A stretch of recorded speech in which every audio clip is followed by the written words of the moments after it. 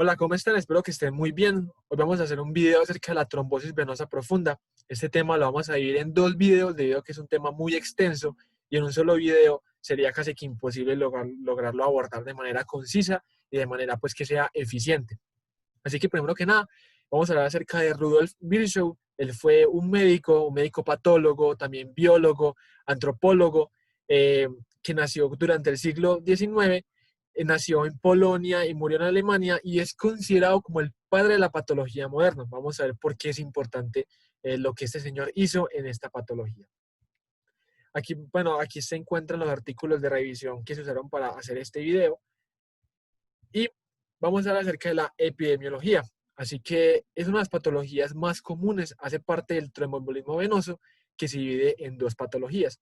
El tromboembolismo pulmonar, que es el TEP, y la trombosis venosa profunda. Se estima que más o menos en Estados Unidos afecta a 100 de cada 100.000 personas al año, y aquí en Colombia también es muy frecuente. Uno está en los pasillos de medicina interna y uno puede ver muchos pacientes hospitalizados por una TBP. Más o menos una tercera parte de los eventos de ese tromboembolismo venoso resultará en un TEP y dos terceras partes será en TBP. Tiene dos complicaciones principales, el síndrome postrombótico y también la úlcera venosa del miembro inferior. Ambas entidades son relativamente comunes en nuestro medio y es importante uno saber abordar bien un paciente que haya tenido una TBP debido a que ellos tienen mayor riesgo de desarrollar una segunda TBP y también de desarrollar complicaciones. La incidencia parece que fuera equivalente en tanto hombres como en mujeres, pero se ha demostrado que las mujeres tienden a tener un poco más de frecuencia desarrollar TBP que los hombres. El tromboembolismo venoso es una patología que tiene muy alta morbilidad y muy alta mortalidad. Su tasa de letalidad a los 30 días es del 10,6% y al año es del 23%. Es importante saber que el paciente que ya tuvo una TBP, tuvo un primer episodio de TBP, el paciente tiene un factor de riesgo a desarrollar un segundo episodio de TBP.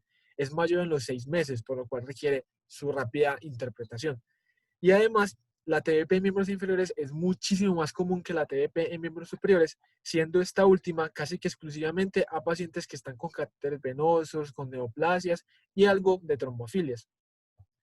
Es importante saber que en las TBPs, las que se encuentran por encima de la vena poplitea, incluyendo estas, se consideran como TBPs proximales, las cuales tienen muchísimo mayor probabilidad y mucho mayor riesgo de desarrollar el TEP, que es una condición que podría ser potencialmente fatal.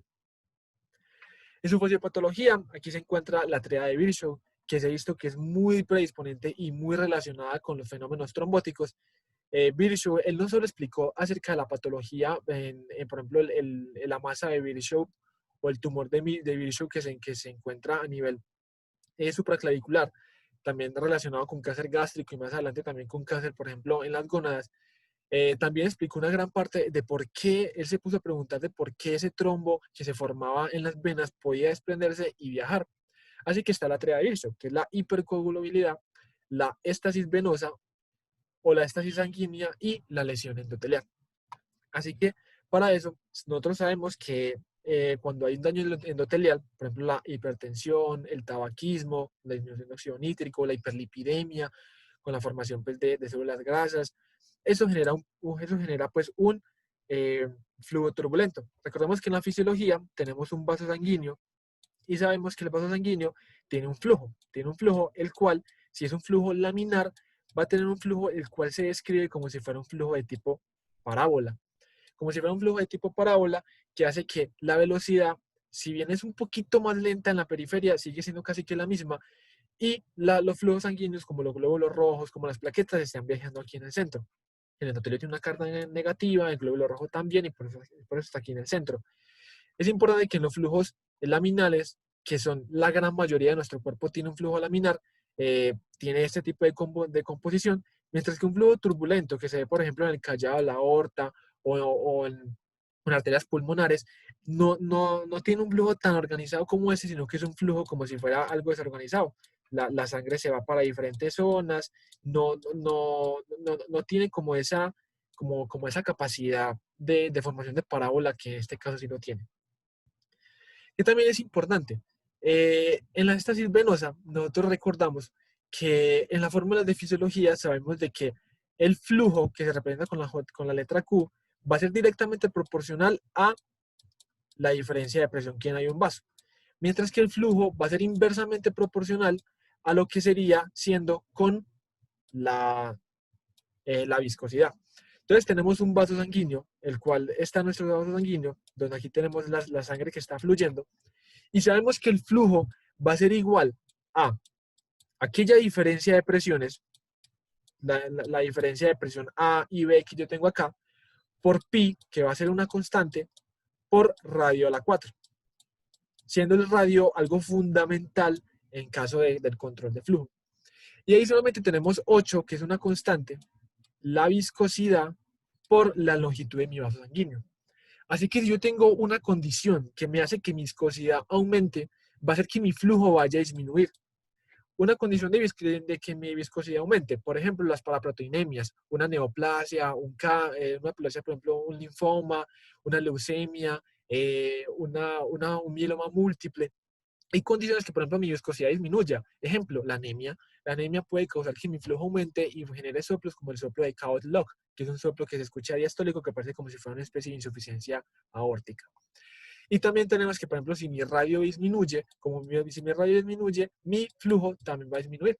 Patologías como, por ejemplo, la hiperlipidemia. Yo tengo un vaso que aquí se encuentra mi vaso y se están formando placas ateromatosas. Placas ateromatosas que va a aumentar mi velocidad y puede llegar a disminuir mi flujo si mi radio también comienza a disminuir. Y a su vez, también sabemos que el flujo va a ser igual a esa velocidad, a la velocidad por el área, siendo área pi por radio al cuadrado. Si yo igualo esta fórmula con esta fórmula, me va a dar que mi velocidad va a ser igual. Mi velocidad será igual a radio al cuadrado por la diferencia de presiones sobre lo mismo. Va a dar igual a 8 por viscosidad sobre longitud. ¿Qué quiere decir? Que si mi viscosidad aumentar, mi velocidad también va a disminuir.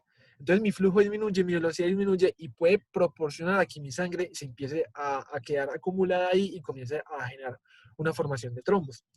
Adicionalmente también, por ejemplo, en los traumas, el trauma también sabemos que cuando se forma el epitelio, cuando comienza a formarse la coagulación, genera pues que haya una cierta placa, también se puede desprender y puede conllevar pues a que esta patología, a conllevar a fenómenos trombóticos. Y también la parte de las cirugías. La hipercoagulabilidad, el embarazo, 1, porque aumenta la presión contra la vena cava, 2, porque las hormonas generan de que el paciente pueda aumentar el riesgo de trombosis. Los anticonceptivos orales, que si bien están algo debatidos, dicen que una paciente joven, solamente tomando anticonceptivos orales, casi que uno podría decir pues, de que el paciente no vaya a presentar ese tipo de patología. El cáncer, como ya lo dijimos, las trombofilias congénitas, que más adelante vamos a hablar más detalladamente sobre ellas. Factores de riesgo. Factores de riesgo son prácticamente todo lo que hemos visto acerca de la fisiopatología. La edad mayor de 50 años, casi que hace 5 veces más probable que un paciente pueda desarrollar un fenómeno trombótico. Y si es mayor de 70 años, casi que es 10 veces más.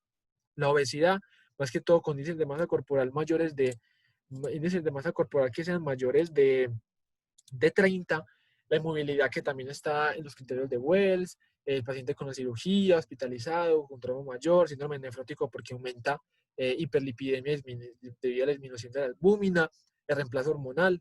Y algo que es muy interesante es el paciente en viaje largo. Si bien hay estudios de que mayor de 8 horas, que mayor de 10 horas, no se puede determinar bien cómo es esa actitud, pero sí se sabe una cosa, que si el paciente tiene un viaje largo, el paciente, por ejemplo, es fumador y es obeso, o el paciente toma anticonceptivos orales y el paciente tiene, por ejemplo, una trombofilia hereditaria, ese paciente puede desarrollar en el futuro que ese viaje largo sea un desencadenante de formar un fenómeno trombótico. De trombofilias congénitas, como el factor 5 de Leiden, que puede ser homocigoto o heterocigoto, siendo el homocigoto puede aumentar hasta 50 veces más el riesgo de TEP, de formar trombosis, la citrombina 3, la proteína CS, el SAF, la mutación de la protrombina 2021-0A, que también puede estar relacionado con estos fenómenos trombóticos. Y también hay una escala que es del paciente hospitalizado, se llama la escala de Caprini, para saber si el paciente se beneficia o no de tromboprofilaxis. Un paciente que haya tenido una cirugía y se encuentre 5, 6, 7, 8 días en cama, un paciente el cual puede desarrollar un fenómeno trombótico.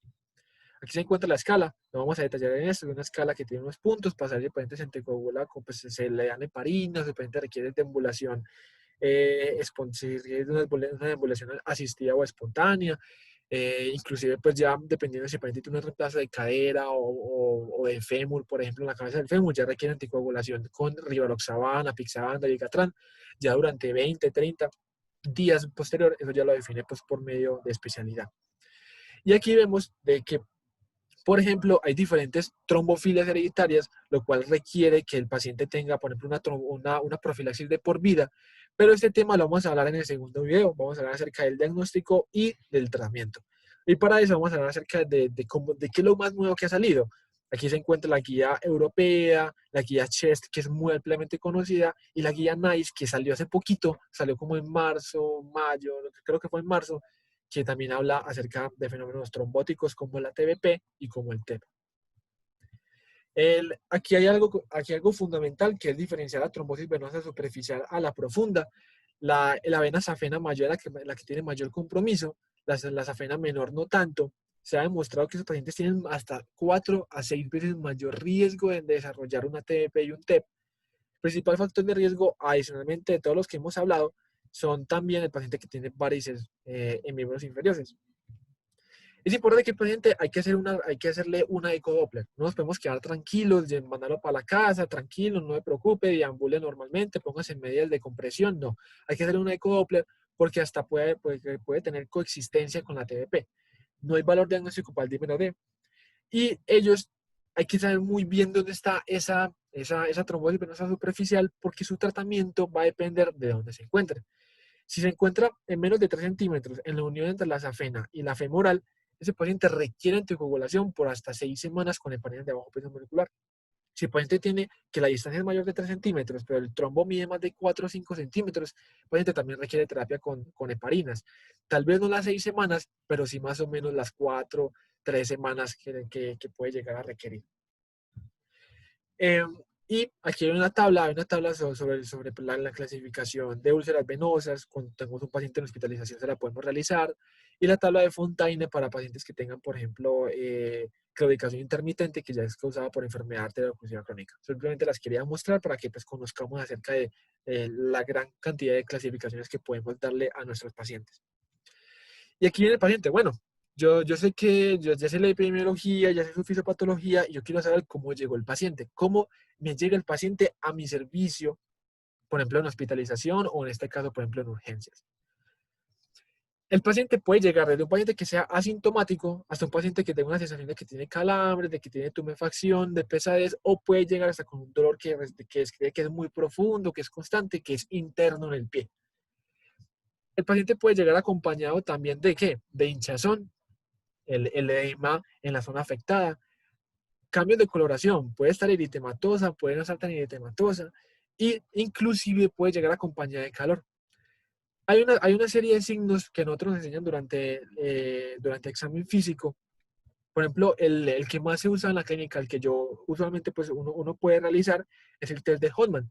Que el test de Hoffman es simplemente con el paciente en decúbito supino. Algunos lo hacen apoyado directamente en la superficie, otros lo pueden levantar. Yo personalmente lo levanto y hago como si fuera una dorsiflexión a 30 grados y el paciente va a reflejar un dolor en la zona tibial como si fuera en la pantorrilla. Por ejemplo, el signo de Mahler también es como un dolor que el paciente pueda manifestar y que aumenta las pulsaciones de latido sin necesidad de que sea por fiebre. El test de Lowenberg, ese la verdad nunca lo he visto que se haga, se hace con un tensiómetro casi que insuflando como una especie de prueba de torniquete de dengue, pero en este caso en TBP. Nunca lo he visto y me parece que también sea un poco tortoso para el paciente con un esfingomanómetro empezar a insuflar una zona que el paciente tiene mucho dolor. Lastimosamente, estos signos tienen una muy baja sensibilidad, tampoco tengan una especificidad que sea muy alta, y eso nos lleva a la pregunta de, bueno, ese paciente que tiene una TBP, ¿qué más puede tener? Su principal diagnóstico diferencial va a ser una infección de tejidos blandos, que sea, por ejemplo, una celulitis, una erisipela no tanto por sus características del borde levantado, como si fuera naranja, Pero, por ejemplo, en la celulitis pueden confundirse mucho y hay muchas veces que el paciente, que a veces no se sabe muy bien si el paciente si tiene una TBP o no la tiene. Para eso es importante que, aunque la evaluación clínica, aunque la historia clínica, los factores de riesgo a veces pueden hacerlo confundir a uno, sale una gran herramienta que todavía sigue vigente, es estratificar ese riesgo del paciente. Ese paciente, ¿qué tanto riesgo me tiene? Para eso están los criterios de Wells.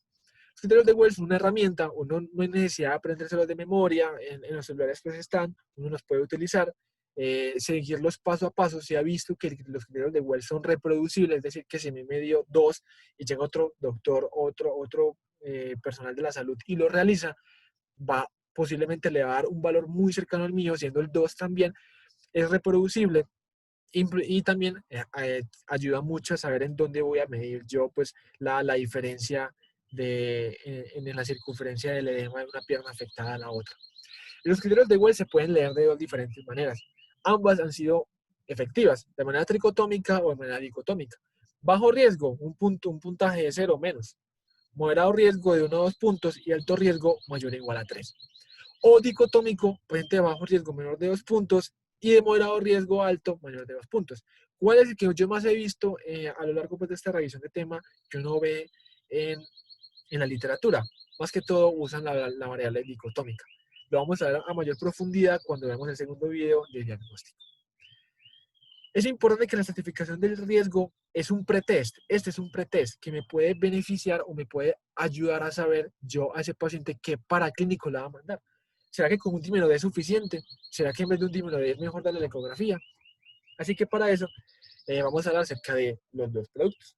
¿Qué es el dímero D? El dímero D es un producto de la degradación de fibrina que puede ser elevado tanto en condiciones trombóticas como en condiciones no trombóticas. ¿Qué me quiere decir eso? Que mi dímero D tiene una sensibilidad que puede ser moderada a un poquito alta, pero su especificidad es demasiado baja.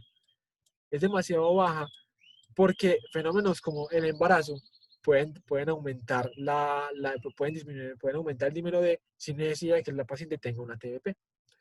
El dímero D, hay un dímero D que se realiza con ELISA, que aumenta la sensibilidad, aumenta la especificidad.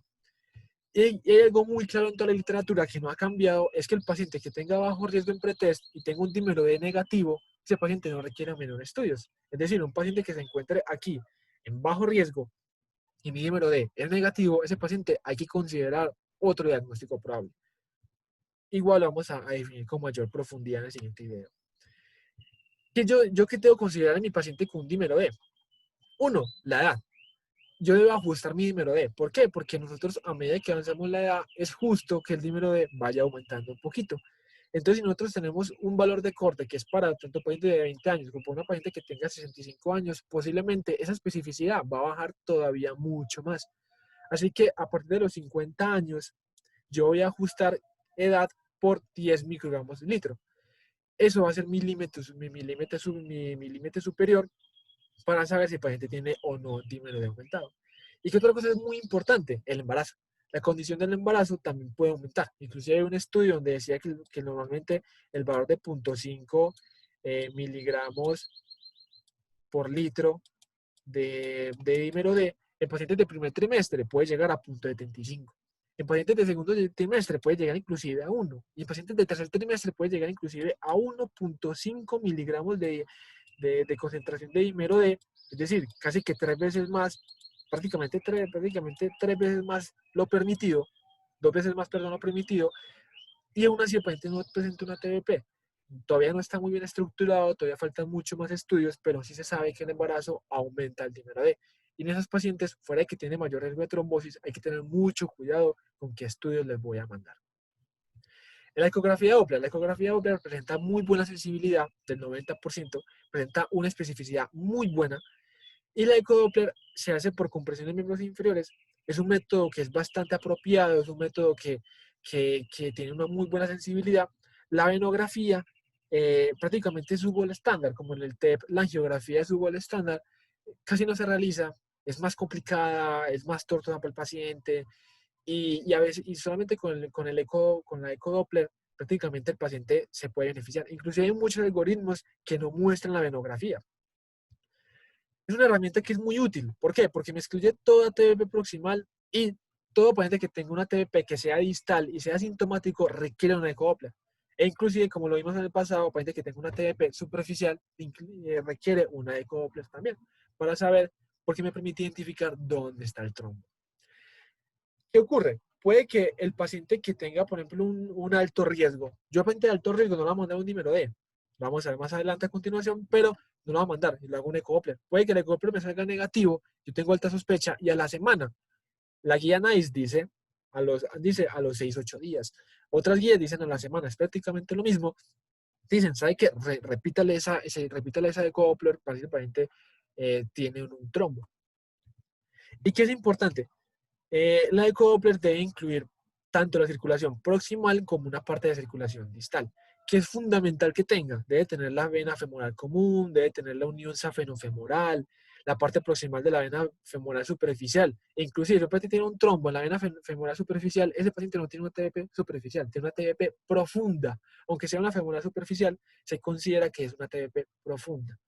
La vena proximal de la femoral, la vena distal femoral, la vena poplitea y circulación distal. Uno cuando lee la bibliografía americana, allá como que el eco Doppler se hace como por partes. Aquí en Colombia no, aquí en Colombia uno manda una eco Doppler de miembros inferiores, se le hace a las dos piernas y se le hace de todo el miembro inferior, porque es importante visualizar dónde está ese trombo. Y ya para hablar del diagnóstico, lo vamos a dejar aquí este video para que no sea demasiado largo, demasiado tedioso. Y ya vamos a ver el diagnóstico con diferentes algoritmos que se ha planteado desde la guía europea hasta la guía NICE, que básicamente han cambiado muy poco, siguen siendo muy parecidos. Y el tratamiento, que es un tema muy debatido, de anticoagulación por 10 a 21 días, y luego ese paciente que se le extiende por 3 a 6 meses de manera indefinida. Vamos a ver qué dicen las guías, cómo está estipulado en ellas. Y ya, básicamente sería todo por este video. Espero que les haya gustado, que hayan aprendido mucho. Y en unos días más publicaré la segunda parte de este video. Así que muchas gracias, espero que tengan un excelente día y no olviden que es importante uno siempre estar actualizándose y estar siempre estudiando. Así que cuídense mucho.